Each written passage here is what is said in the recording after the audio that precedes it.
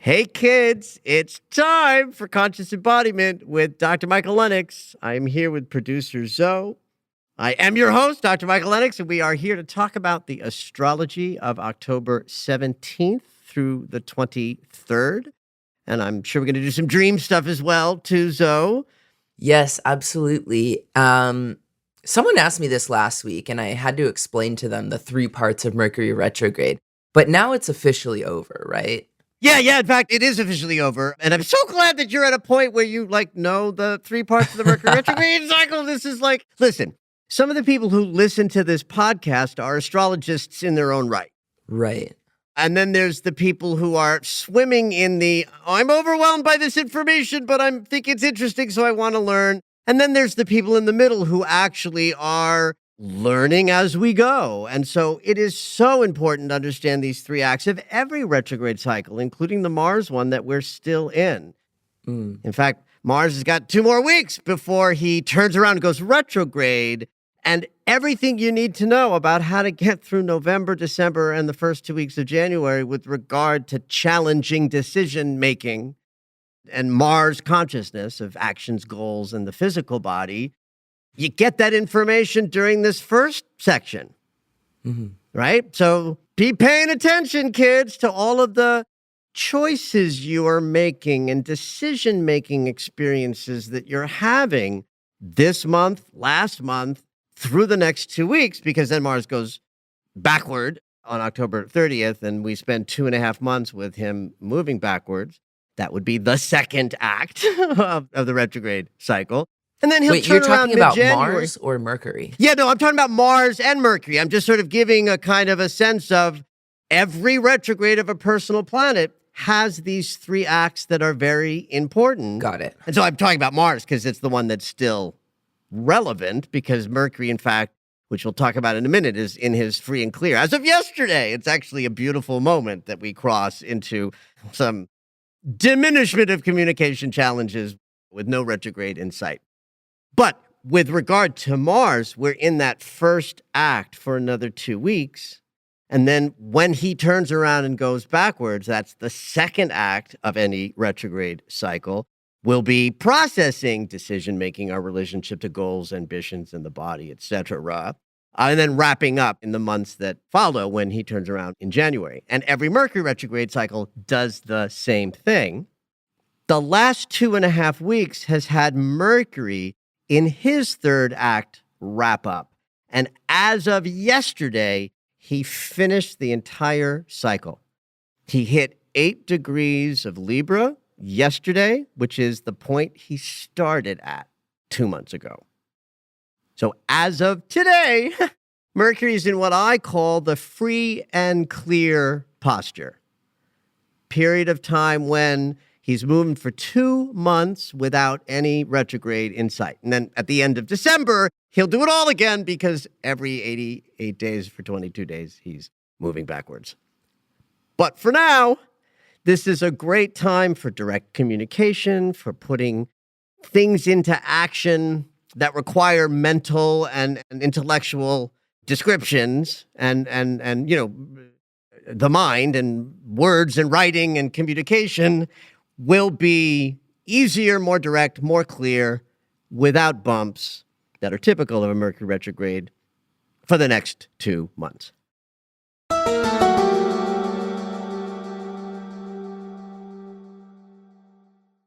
So Mercury is not done doing important and powerful things. In fact, tomorrow and Wednesday is a hugely important Mercury moment that actually also connects to the deep healing process that this whole lunar cycle has been with regard to the Libra consciousness, because that's where the sun is, and everything's been about how we perceive our relationships and the mirror and harmony and balance.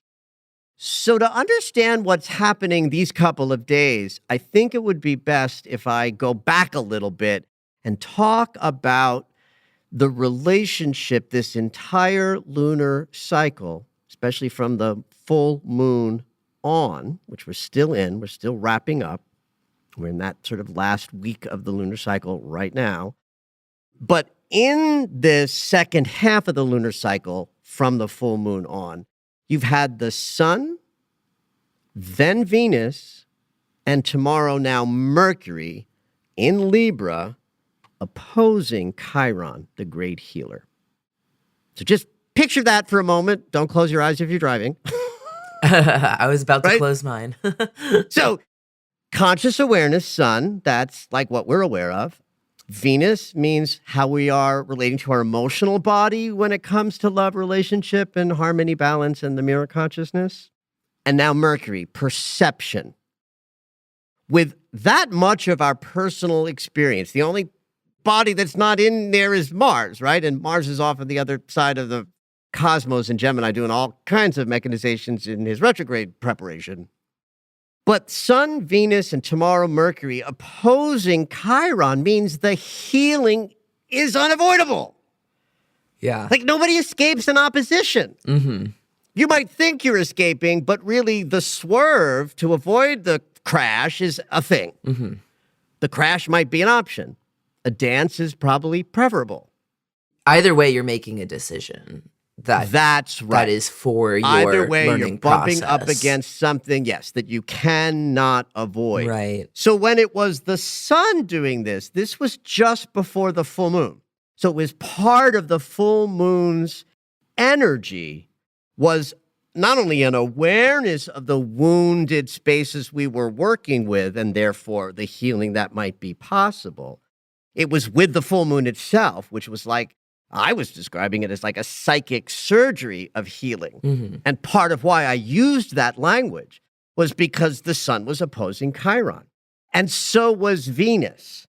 That sort of perfected the day after the full moon. That's what was beautiful about it, right? We had the full moon on the full moon day. Mm-hmm. And the day before, as it was building, conscious awareness was wrestling with the wound. And the day after the full moon, love and the heart said, yes, I will join this difficult healing process.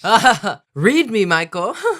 So that was the wild, crazy, beautiful, beautiful, beautiful full moon that we're just coming out of. And with Mercury free of his retrograde cycle as of yesterday, we are in a clearer perception capacity. Wow. Right? And tomorrow is when Mercury, perception, awareness, and the ability to put some voice into your healing process joins the experience of being triggered by Chiron. And at the same time, Mercury is going to hit the north node of the moon in the fork in the road energy, that 150-degree inconjunct that I love so much. Mm-hmm. That cycle says I can use my perceptions or my voice to move in a new direction, to use the exit ramp of the freeway. Yes. Especially if it's relationship stuff you're trying to move away from. You want an exit ramp geometry. Mm-hmm. And we have that tomorrow with Mercury grappling with Chiron and saying, I understand the wound. I understand the healing. I can speak into the wound. I can speak into the healing. And guess what? I speak into it and I find myself able to finally make the choice that brings me further away from the old relational consciousnesses that didn't work and into new possibilities because I've allowed the healing to take place at such a deep level.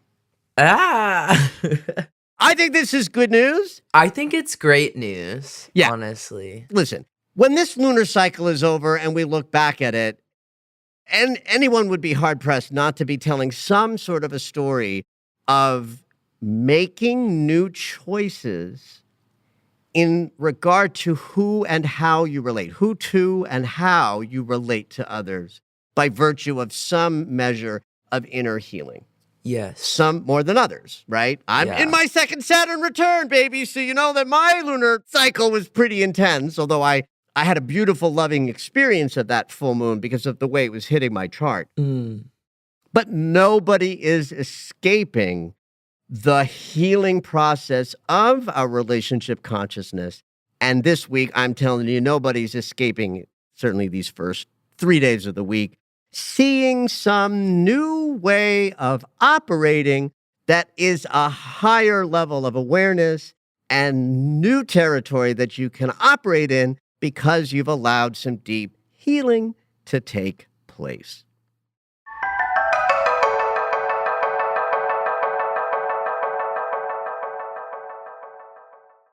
All right, now I got one for the astrology nerds out there. I want to do a little teaching on Kazimi. Yeah, I've never heard that one. Yeah, Kazimi is, well, it's so funny because I'm going to do a teaching about Kazimi and what it is, what it isn't, also sort of negating its value. But part of why I'm doing this is that I've seen some astrologers out there misunderstand Kazimi and will put it out in memes, thinking that any time a personal planet conjuncts the sun, it's this thing called Kazimi.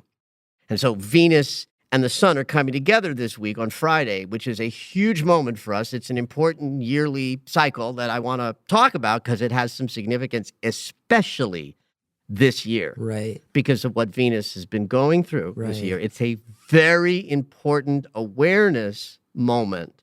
And then because I'm here to teach, I want to sort of teach about what this Kazimi thing is so that if you see it out there, you have a better technical, again, this is for the astrology nerds, a better technical understanding of what Kazimi is, why it existed in classical ancient astrology, and why I think it's no longer a viable astrological concept. Whoa. Yeah, we're getting nerdy here. We're getting nerdy. Partly why I want to teach about Kazimi is that you might see it out there in astrology memes, and because I have, and I've seen it misrepresented, but it also gives me an opportunity to talk about something that's important to me, which is that there are precepts from classical astrology that, for my money, are no longer viable because we live in a modern world where there's an understanding of the unconscious and that our exploration of space has made the whole solar system much more touchable. So let me start by presenting this idea. In the classical astrology world, a personal planet conjuncting the sun was thought to be completely obliterated in its power because it was being burned up by the light of the sun. Huh. Now imagine you're 500 years ago, 300 years ago, 2,000 years ago. We don't know much about the sun, right? We just know it's up there. We can see that it's burning probably because it's warm. And we can understand that it's fiery of some level. And then we see a planet disappear because it's near the sun and we can't see it any longer. That would feel ominous, I'm sure. Right. And wouldn't it develop a consciousness of, oh, that planet is eradicated. It can't work well. It's turned off. It's burned up Yes, yeah. by the light of the sun. So what Kazimi is a tiny swath of space within a conjunction between a passing personal planet and the sun. Think of it as the middle. So if you're thinking about Venus crossing paths with the sun, there's a point where she's at the middle of the sun. And we'll call that 17 minutes of space. Not 17 minutes of time, 17 minutes of space. Every degree of space is also divided into 60 minutes, just like time. So what's thought to happen in Kazimi is the transiting personal planet hits this nugget at the center of the sun.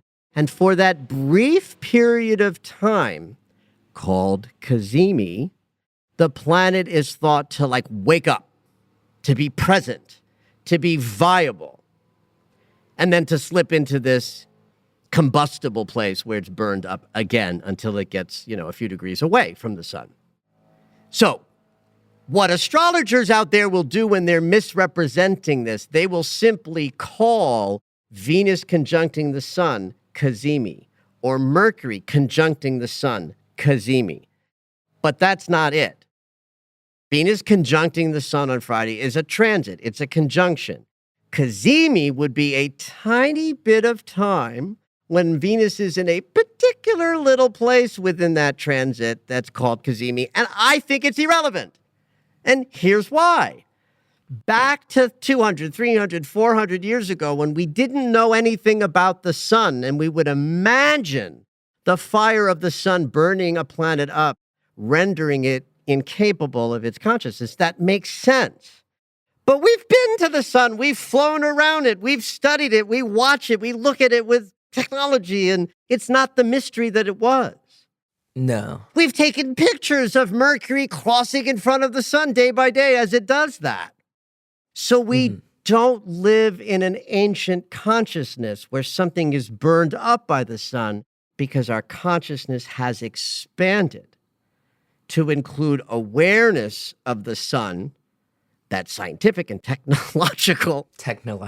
Right? And so, therefore, an old idea of negating a personal planet's power because it's near the sun doesn't exist anymore in our modern world, because it's not that much of a mystery. We're aware of what happens technologically close to the sun.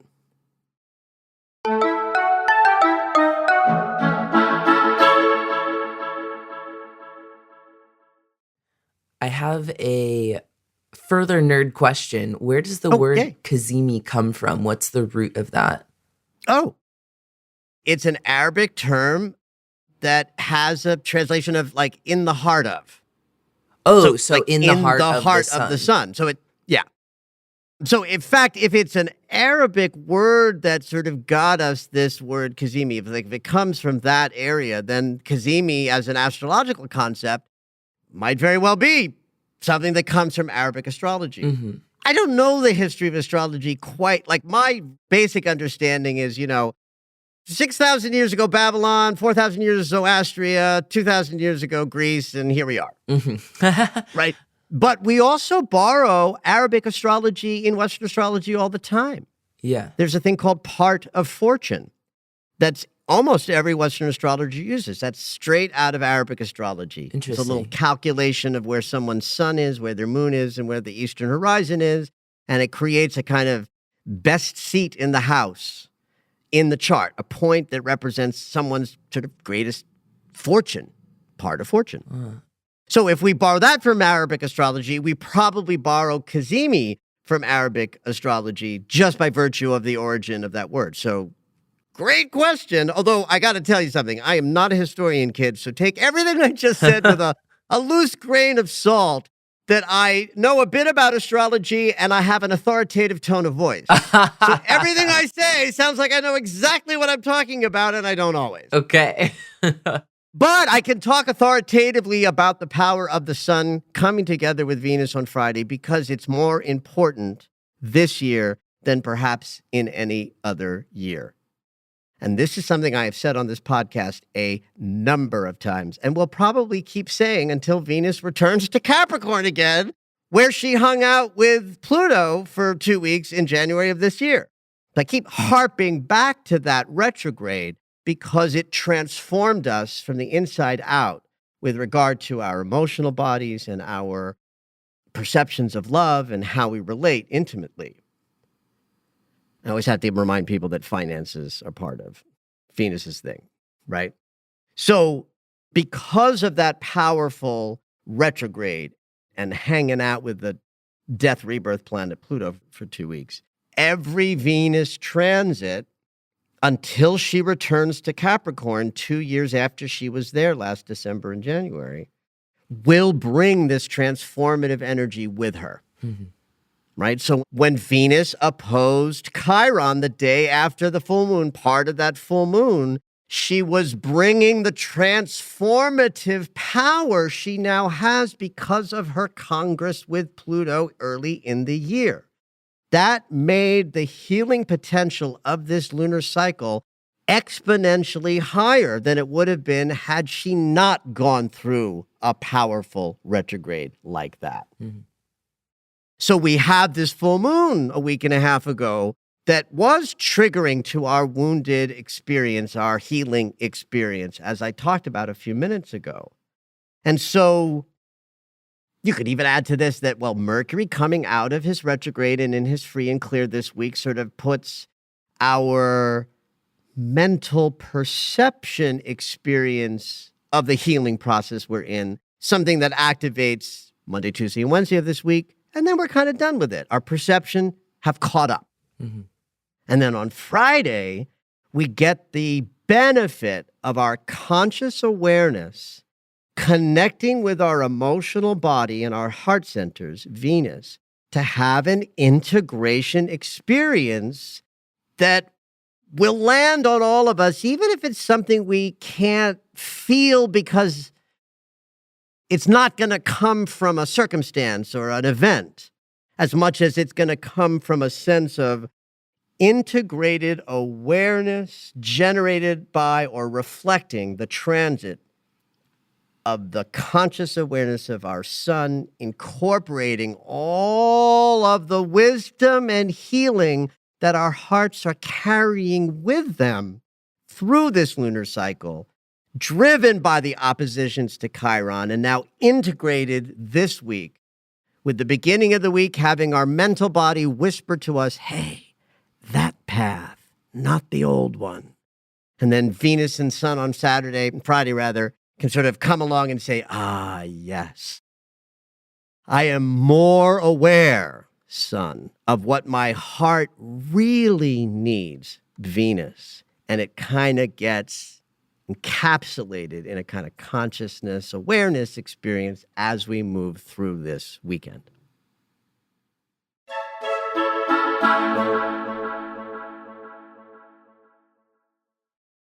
Now, I kind of buried the lead. Oh, Well, I presented it in this order for a reason. Not that my reasons are always good ones, but I wanted everybody to have an understanding of what Venus was up to on Friday when she connects with the sun.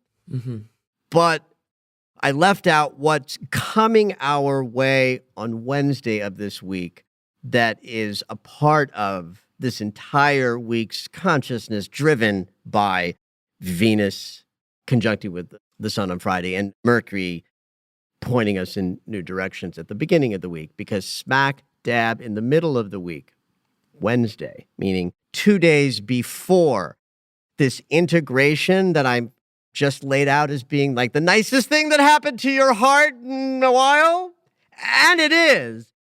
But both the sun and Venus, as they're connecting at the end of the week, have to pass through squares with Pluto.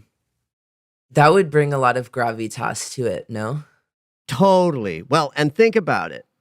The power of Venus that I keep harping on all year is because she hung out with Pluto for 2 weeks. Yes. So now they're meeting up again, but in the conflict geometry of a square.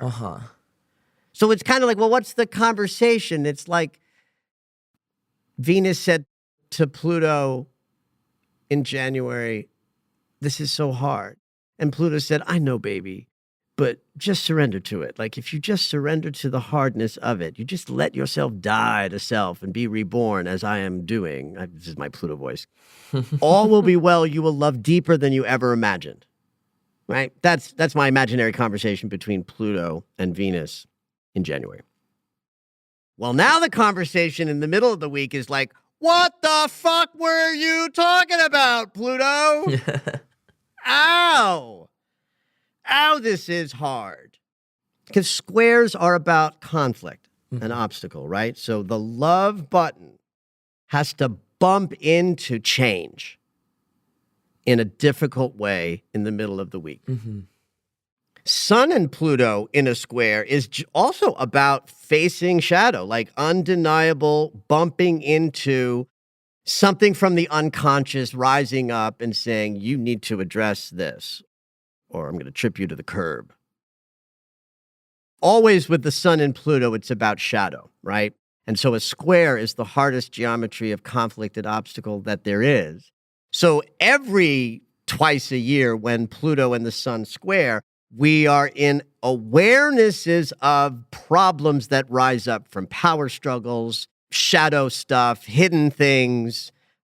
But if you add the two together, now you have a kind of comprehensive breakdown of conscious awareness and how we give and receive love.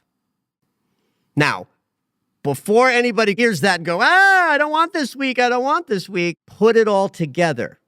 That in the beginning of the week, our minds will whisper to us that more love is right over there if we're just willing to move in a new direction. Then Wednesday rises up and the middle of the week comes and we're in some crisis around letting the changes happen. And then Friday, we have that sort of integration of, thank God. So it's kind of like, I'm making this up, but what if you break up with someone on Monday because it's the right thing to do. You regret it like crazy on Wednesday because it's like, oh, fuck, now my heart's going to hurt. And then on Friday, it's like, oh, thank God I did that. That's the week's energy. Ooh. Yeah. I love that sound because it's the right sound. It's both something to look forward to and something to dread both. And another thing to do is don't ever listen to anything I say without remembering that you're already in this process. We're already in it. Yes, new things will rise up to meet the new energies, but concomitant to where we've been, right? So if you're listening to this podcast and you are, in fact, in a narrative that's particularly vulnerable and difficult in intimacy or relationship, or even just negotiations in general, this will be more prescient for you if there's something specific. If not, it's just going to be a moody week where you're more likely to bump into a power struggle or two in the middle of the week. But truly, the healing potential continues. And for those of you who are not shrinking back from the difficult emotional work, it's an important, valuable week for kind of finishing up the healing that this particular lunar cycle has to offer us. And then we finish the week with a kind of lovely integration experience with the Sun and Venus coming together. And then just as the week wraps up on Sunday, the Sun will hit Jupiter in the Great Eliminator angle, which means we're going to be aware, consciously aware, Sun, of greener pastures ahead, more bounty and abundance, Jupiter, but only if we make some changes and adjustments as we go. So the whole week could really be about making the new choice that you know in your heart is the right thing to do, even though it might be challenging to face those scary feelings and trigger the new thing or the new approach or the new relationship structure, and trust that by the time the week ends and we finish the weekend and get into next week, there should be a sense of much better place I'm in because I'm speaking up to or thinking into what's really important in my heart and then making behavioral changes to match the new availability for love, which is what Mars is going to help us do over the next couple of months. Have at it, everybody.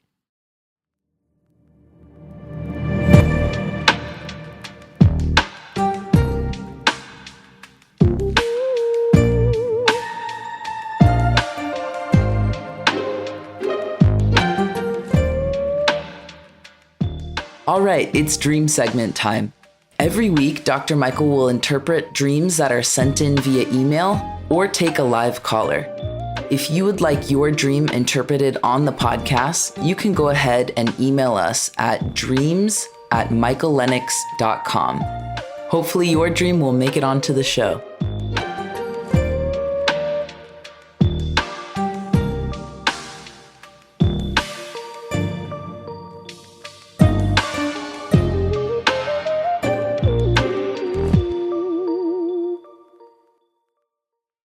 We have an email-in dreamer today, and it's also all about relations, romantic and family. Oh, love it. We have a dream from Arlen. Arlen writes in, "Hi there. I absolutely love your podcast and TikTok. I woke up this morning and the first thing I thought about was sending you an email about this dream. Oh, I love that. My boyfriend and I have been dating for about 4 months now. It's been an extremely transformative relationship for me. I tend to overthink the nature of it because it's probably the most mature and healthiest relationship I've ever had.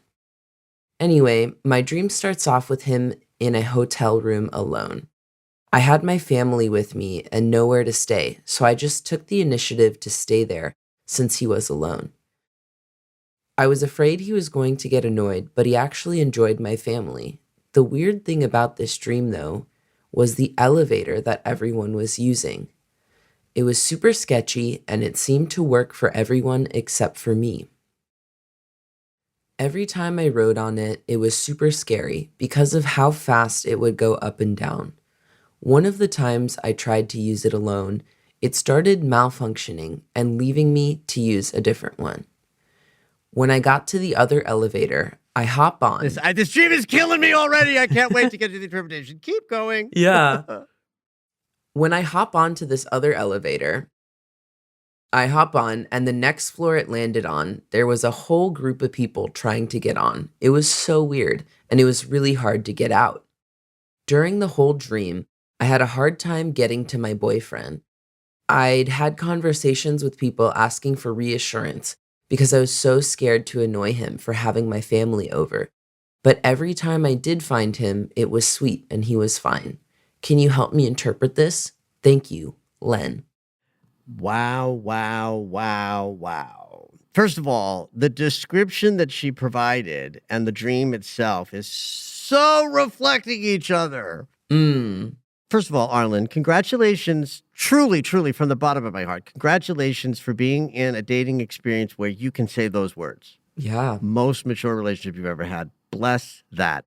And I think this dream reflects, for me, the possibility, the real possibility for you to do this one completely differently. And here's why. Number one, we're in a hotel, right? So that always tells me that we're in some aspect of self. The dreamer is having a dream about themselves. Arlen's dreaming about herself. Because hotel rooms are a home, just as an apartment or a house would be, only generally they're temporary. Like, we don't live in hotels permanently, mostly. Some do, right? So a hotel suggests that I'm going to check in, but then I'm going to check out. And then you add consciousness to that says I'm going to check out differently than I checked in. I'm going to be different at the end of my stay in this temporary dream home. But what does she tell us before she even gets into the dream? She tells us this is the best relationship she's ever had, but she told us exactly what her challenge is: overthinking. Yeah. And that very much plays out in the content of the dream, which I'll talk about in a second. But first, I want to reflect what comes up for me when Arlen is talking about, well, her boyfriend is alone in the hotel room. So one would sort of ipso facto think, well, then I'm going to join him and me and my date mate are going to be in this hotel room. That would be sort of the logical, expected outcome. But unexpectedly, she has her family with her. Well, that's like a relationship, kiddo. Guess what? You're both dating like 20 people. Well, the joke is like that any relationship has 6 people in it. Okay. The 2 who are dating in time and then each of their parents. Because our parents and our caregivers teach us how to love. Right. For better or for worse. Right. And so this dream where Arlen is showing up and bringing her family with her, to me, is like a snapshot of not only her in relationship, but how she is in relationship based on her family of origin. Mm-hmm. And in fact, her boyfriend is like, I'm cool with that. That to me is like the dreamscape is saying to you, Arlen, it is okay for you to be in an intimate relationship with somebody and also allow your neuroticisms and your overthinking and your challenges to be present. Because you can think of those challenges as relating to your family in the dream, right? So I love this idea that the reflection of what the dream is saying, it's like, it's okay to be yourself in this relationship. Right. It's okay to have your challenges that were generated in your family of origin to show up in this relationship. It's a safe space to do that. And Arlen tells us that that's true also from a waking life perspective by describing this relationship as the best she's ever had, or the most healthy that she's ever had. So then the overthinking comes. Elevators are an interesting symbol around thought because they rise up and down. They bring us to higher and lower floors. And that to me is a symbol that's more mental than emotional.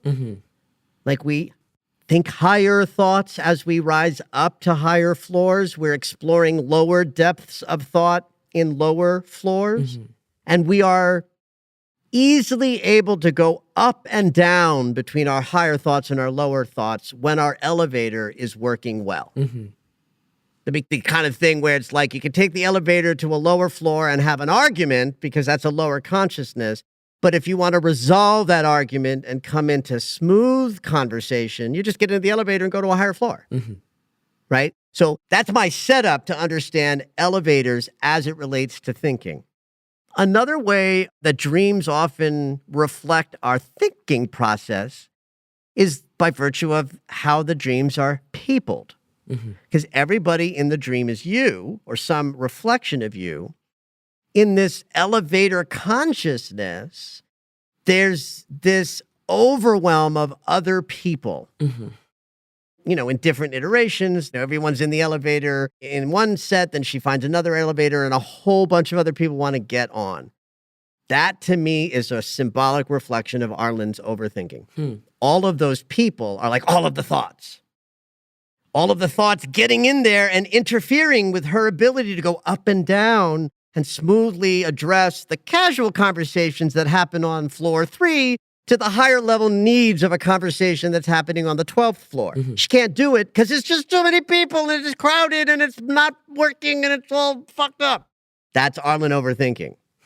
She tries to get to another elevator and that's like, okay, I'm going to try new ways of thinking that are cleaner, freer from fear, freer from doubt, freer from the low self-esteem thoughts that can wreck a relationship in the early months of it.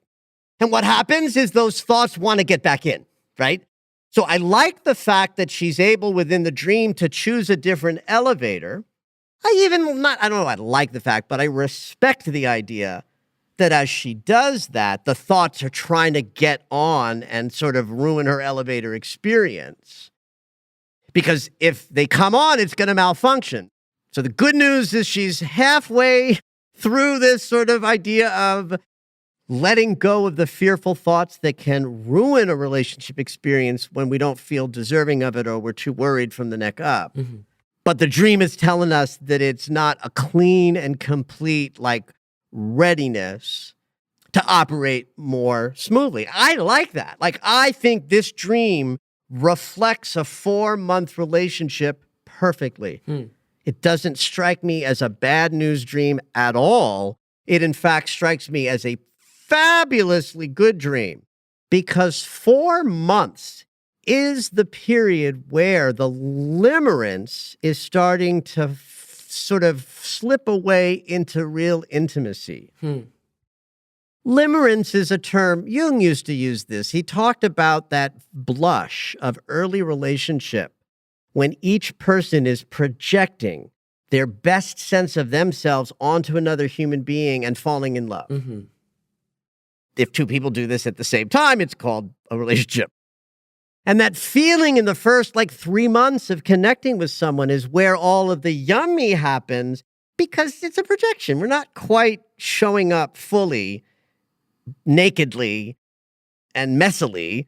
And chemically, we're perceiving each other as these amazing, other beings. And when two people are doing that together at the same time, that's called limerence. And in that moment, it's like, you like vanilla ice cream? I like vanilla ice cream. Oh my God, we need to get married. Right. Right? So 4 months into a relationship, that limerence is going to start to diminish. And that's the make it or break it. It's the first make it or break it period of time. Mm-hmm. I would even say you kind of probably got to get to 7 or 8 months to be a successful relationship in terms of bridging the gap from the first blushes of I'm in love to I'm willing to choose you. Mm-hmm. Right? And so to have a dream show up that's just giving Arlen a kind of snapshot of exactly where she is in her overthinking challenge so that she can wake up the next day and courageously interact with her new boyfriend with all of her neuroticisms in tow and say, look, here's who I am completely. Let's give this a go. And when two people do that to enough of an extent together, that's a successful relationship that navigates the bridge that we have to cross in between the I'm so in love because you like vanilla ice cream to the I can't believe you actually really like vanilla ice cream. I used to love that about you. Now it annoys me completely. I thought this was a great dream to bring this week, given what's going on astrologically, Well, what I love about that is that you chose the dream before sitting down and knowing what the outline of the astrology is. Right. And that speaks to how we are beautifully guided in all ways. And it is beautiful when a dream that we present can sort of augment the week that we're in. And all of us can sort of take a little something from the healing process of the astrology of the week and the lunar cycle that we're in that is so relationship driven. Thank you, Libra. Add to it Arlen's dream as a kind of perspective that we all have to take in, that overthinking can kill love of all sorts, and that we want to know that. We want to know where we're at with regard to the thoughts we're thinking that can interfere with the giving and receiving of love. And hey, Arlen, this is a great week for trying something new, being more vulnerable, and stepping more forward into the relationship just by following what Venus in Libra is doing on Friday and what Mercury in Libra is doing at the beginning of this week. I'm excited for you continuing to have the best relationship you've ever had. Have at it. Thank you for listening to Conscious Embodiment, Astrology and Dreams with Dr. Michael Lennox. You can find us on Apple Music, the iHeartRadio app, and anywhere you find your favorite shows. Head on over to michaellennox.com for information on astrology readings, the Daily Astro Alert subscription, upcoming classes, and to join the mailing list.